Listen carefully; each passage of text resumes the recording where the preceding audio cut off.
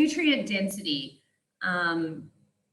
what actually is it? Because we hear it thrown around a lot these days in terms of especially healthy eating and health food. So let's have an actual look at what nutrient density is. So nutrient density is the number of nutrients per calorie in a food. Now, what are nutrients? So nutrients are, we've got our macronutrients and we've got our micronutrients, right? So our macronutrients are going to be our carbs, fat, and protein, and our micronutrients are going to be our trace elements and minerals and vitamins that we need to run our body. And we have essential ones and we have non-essential ones, because some of these vitamins our body can actually produce by itself. For example, vitamin D, which is produced by bacteria on our skin. And then some of these nutrients we have to have in the form of our diet to be able to survive. So whilst calories, of course, are not a perfect measure, this is a ratio that we can use to compare the quality of food against each other. Now, of course, different foods contain different nutrients. So, of course, this is not a perfect situation, but our goal is to identify the foods that provide more or less of the nutrients that we need without having to consume excessive amounts of energy, or what we call empty calories. And that is calories of energy that we consume that don't actually provide any nutrients to our body. So when we talk about nutrient density as a way of looking at our food, we can see that some foods are going to be better than others. And I've got some really, really nice, cool diagrams for you later, which I know that all of you guys are going to be really interested in. So why is it important? Well, simply because we have essential micronutrients that we need to power our biochemical processes, to nourish our body, to be able to be utilized in the production of other substances that and materials in our body that our body needs to be healthy. Prioritizing foods with a higher nutrient density will ensure that you get enough vitamins and minerals and fatty acids in the body, so that you don't have to consume too many molecules of energy without having the added benefit of micronutrients with it. When we look at a lot of processed foods these days, they've been stripped of all of their micronutrients. For example, let's take flour, right? White flour. So you take a grain, which in itself would grow a whole new plant, right? So there's quite a lot of nutrients that are contained in a grain, because you can grow a whole new plant out of it. Then you strip it and you take away, like the bran, the fiber from it, you strip away the oil from it, and the oil can actually contain quite a few amazing fatty acids that are quite good for you as well. And you strip it down to really just the carbohydrate molecule in there. And that is what flour is. So you took something that was essentially quite full of micronutrients in the beginning, and you strip it down so that it doesn't have any, and it's just an energy molecule. So that's what we call empty calories, right? So back when we were hunter-gatherers, nothing was processed. So everything that we ate was in the way that it was designed to be eaten by evolution, right? So we were able to follow our appetite then, because there wasn't an excess of food. These days, with the excess of food and the excess of processed food, we're not limited by nature, but we also can no longer trust our own hunger signals anymore, simply because our food has no micronutrient density in it. So it's basically just giving empty calories, but it's not giving the nutrients that we need. So the body will keep on asking for more because it's not getting what it needs. And this is where we find a lot of people have a hyperinflated appetite, especially people that struggle with issues with weight. I know nobody is in that category here, but this is quite important to understand, because once we understand what nutrient density does for us in terms of our body signals, we can make better choices and therefore, have more energy, simply because our food is nourishing us much, much better. Okay, so when we are looking to lose fat and become our optimal weight, then having poor quality choices of food is something that's going to prevent us from going there. And then also, when you are deficient in micronutrients, you can't really trust your body's systems, because you've got hormones and signaling that doesn't signal properly, because you're not getting the micronutrients that you need. So a lot of people think that, they can't control their eating because they are only unhappy. But what they also don't realize is that they could also be unhappy because they're not eating enough micronutrients on a hormonal level and on a depressive level. Because, we've spoken before about gut health and how it's so important to have good gut health, because all of your neurotransmitters are actually manufactured in your gut. So it's the same with nutrient density as well. So, I always hate to bring it down to just being about losing weight, but will nutrient dense foods help you lose weight? Well, yes, especially if you are going to consume nutrient dense foods that contain the nutrients that you specifically need. I have no idea. My computer just went haywire. Right, let me go back. I'm fighting with my mouse. Okay, let's, where am I? Okay, here. Okay, so in a way, it definitely can help lose weight if you are satisfied, because you have enough micronutrients for your body to be able to go through all of its processes, give you good energy, and make sure that rest and renewal can happen. Now, the next thing that I want to do is I want to show you a really interesting graph, which is talking about satiety. And satiety is how filling a food is.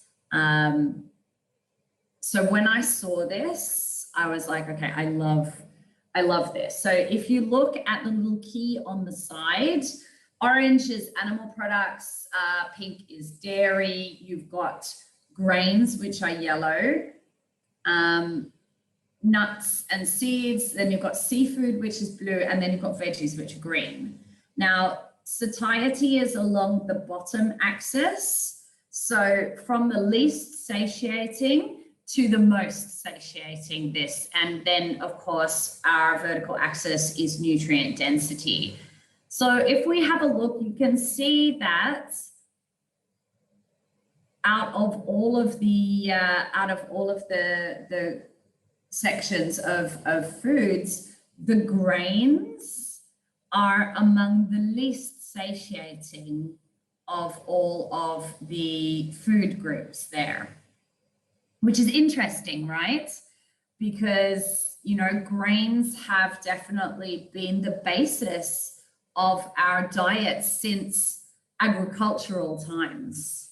So we've gone from consuming something that we pretty much didn't consume that much, referring back to last week, and ancestral eating. We saw that, yes, whilst some grains may have been consumed in a sprouted form, it wasn't really going to be something that was consumed as a staple. And once we became agricultural, we started to use grains as our staple.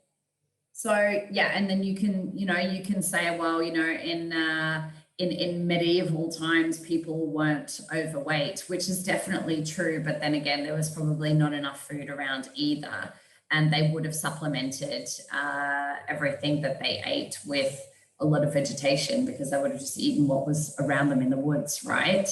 So, I will, if you guys want this, then just let me know and I'll send it to you, because there's some very interesting things. But if you look at the outliers, so going higher on the nutrient density scale and the satiety scale, we start to become fully green, right? So we're looking at vegetable foods. So that's quite interesting to know. And then, if you look at your meat products, they're all hanging around in the middle there somewhere. Now, I really like talking to this group today, because I know that you guys are probably interested in the same things that I'm interested in, but I just wanted to show you this. So let's have a look at macronutrient satiation. And I don't want to say that this is the be all and end all, but basically what we've got here is we've got protein in the first one, which is along the bottom axis. And then along the vertical axis, you've got estimated average requirement.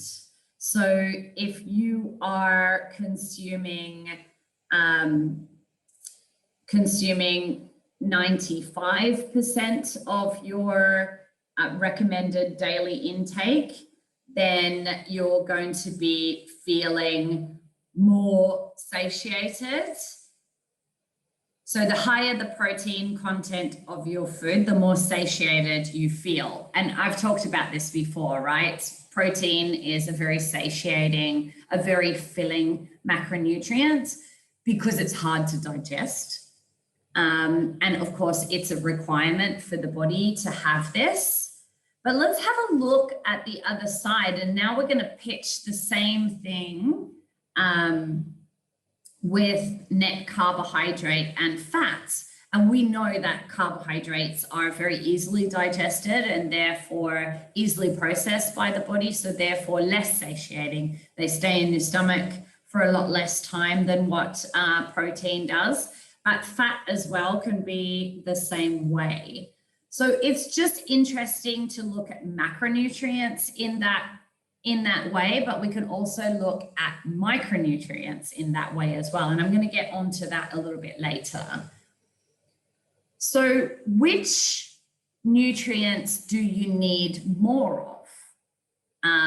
Well, that's going to depend on what kind of a diet you eat, right? So if you talk about the standard diet, so that is the standard diet that's eaten by a lot of people. That includes a lot of processed food. It's the old food pyramid, where with your grains on the bottom and your fats on the top. Even though, that's being dumped by most health authorities these days. It's the My Plate that you have now. Have you guys seen My Plate before? Where half of your plate should be vegetables, there should be protein, and then there should be carbohydrates. And before they would put like a drink with it, but now it's just water. Yeah, slightly better. Okay, so this would be the amount of nutrients that people lack on a standard diet. So people tend to get only 15% of the selenium that they need, only 21% of the phosphorus that they need, only 22% of the riboflavin, all the way through to vitamin E, which was 83%, but my presentation decided to cut that off. So we look at this and go, okay, well, that would be somebody on a standard diet. Now, most of us would probably not be on a standard diet. So that's why I put in the next slide. So I had a little bit of a research and I looked at, okay, so what do people on a low carb diet need, because I know that a lot of us have been experimenting with a low carb diet. So people that follow a low carb diet will typically get less vitamin K1, folate, calcium, vitamin A, vitamin C, and magnesium. But we'll be getting plenty of vitamin B12 and amino acids. So if you therefore flip it on its head and go for a vegan diet, then vegans typically need to boost B12, omega-3s, vitamin D, and choline. And we've talked about this lots of times as well.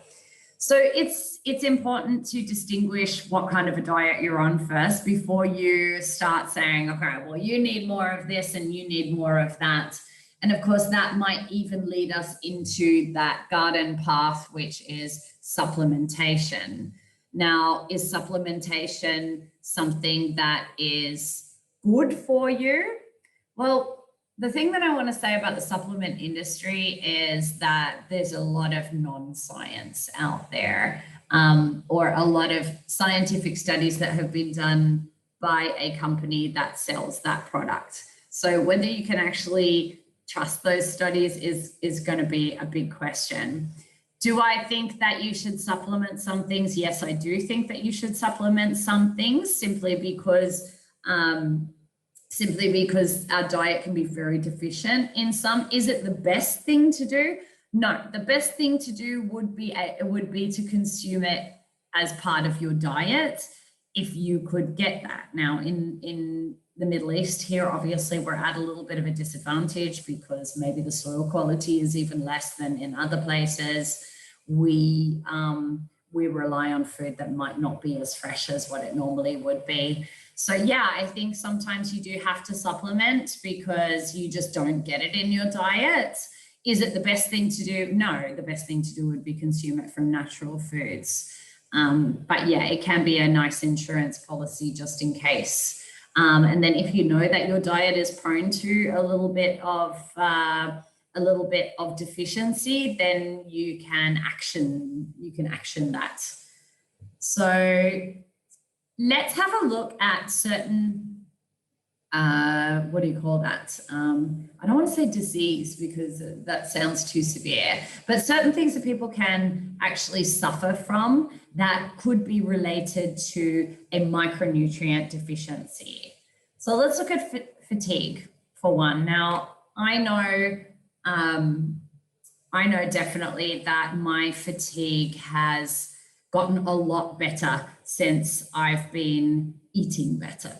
I mean, it's something, there's no comparison between, you know, how hellishly I used to feel and now, you know, how much better I actually feel in terms of energy level, concentration, being able to get stuff done. Yeah, I still feel fatigued, but then I probably do a little too much because I'm always trying to chase, can I do more and more and more? But yeah, here is a list, and I'm not going to read them all out because you guys can see them in front of you. But here are some of the things that we could be looking at in terms of fatigue, issues with micronutrients in terms of fatigue. So you could consume a whole lot of energy-giving carbohydrates, but they still won't be able to nourish you on a long-term level because they can give you a quick boost, but without having the micronutrient content that's around them, then you will still feel fatigue at some point. So yes, there's a whole lot of micronutrients there, and I can share these with you afterwards if you want them. And I'll share with you the website that I got this information from, because this is a really good thing to see. Okay, well, if I'm a little bit low in this, well, what can I actually eat to give me a boost with that? Depression. Now, here's another one as well. And this is without even taking into account gut bacteria as well, right? Because we do have to look after our gut bacteria in terms of feeding them the right amount of fiber and prebiotics, and also looking after them by consuming foods that are alive. But all of these micronutrients are involved in the production of of neurotransmitters. So if you have a deficiency in some of these things, then yes, your body can't work properly, and therefore your brain can't work properly, and depression might be the end problem with that. Oh, sorry. And this is the last one that I wanted to go through because I thought this might be interesting as well. I made the mistake of consuming a vitamin B tablet a little bit too late in the afternoon yesterday, and consequently my eyes were like this, because vitamin B works like caffeine on me. So definitely the one thing that I do want to say about vitamin B is consume that early in the day without, so that you don't have, mum's tweaked on something. She's like, okay. Yes, it's energy production that is affected by vitamin B. So be careful with taking vitamin B tablets at night. That's not the best time to be taking them. Yeah, vitamin A. So vitamin A is involved in sleep and brain waves. So that is definitely something. And then, you know, with our sleep routine, with everything else, taking our metals before bed, so that's your zinc, your magnesium, your copper, these can be really nice ways of being able to get your body into a rested state as well. And magnesium has been used as a supplement for being able to get to sleep as well. You have to be careful, of course, with the type of magnesium that it is, but it does mimic the action of melatonin as well. And Cecile and I were talking about this the other day, because in some countries it's allowed and in some countries it's not allowed. But yeah, magnesium as well, of course, really important in terms if you have restless leg syndrome, and I definitely get this sometimes. It's, you know, when your legs can't get comfortable and you keep having to move them, especially after 6-hour spinning marathons. Have you ever noticed that? Yeah. Supplement with magnesium then, because magnesium is one of the things that you sweat out really quickly as well. And if you're on a low carb diet, you also have a higher requirement for magnesium too. But yeah, it can be used for getting to sleep. It can be used also to bring on bowel movements. But basically the action would be to help muscle cramps and settle the body as well. So yeah, those are the supplements that you can take closer to bed. And then the ones that you take when you get up in the morning are the B vitamins. Yeah, so interesting that we could actually start to look for foods that are higher in these vitamins and minerals to help us out. So I'm just going to stop my screen share and then